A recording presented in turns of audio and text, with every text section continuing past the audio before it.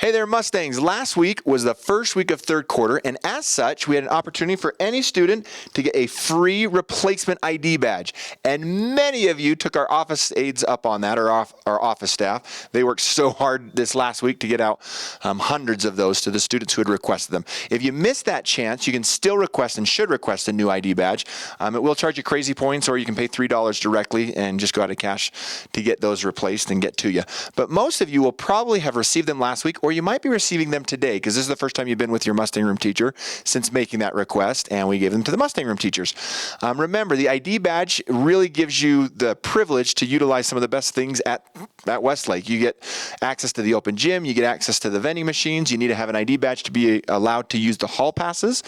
You also need an ID badge to have permission to get to use your cell phone during the school day, specifically during lunchtime or even at passing time. If you don't have the ID badge, you shouldn't have your cell phone out, and they can be confiscated and turned into a parent if you don't. So it's a really simple request, but you do need to have that ID badge. To start third quarter, I want to make another request that relates to both your ID badge and your cell phone. Specifically, it is that I would like to ask that anyone who has a cell phone and gets a new ID badge, or if you have your old ID badge, to take a second using the camera on your cell phone to take a picture of the name and the QR code, just like I just did.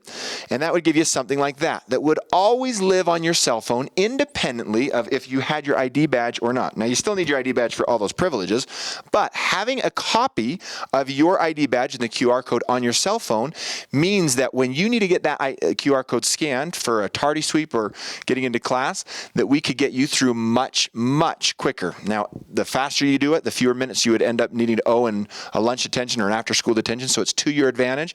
It also means we can make sure it's more accurate. That way we don't mistype your number and make sure that your absence gets converted over to a tardy, which is important for you. So that is my new request for you. Yes, you still have to have the ID badge on to have the privilege of having your cell phone out during school, but I'm asking that you also, if you have a cell phone, you have a copy of that QR code on your phone by taking a picture of it. As soon as you get them passed out to you, pull that phone out and get a picture of it taken so you have it. Thank you, Mustangs.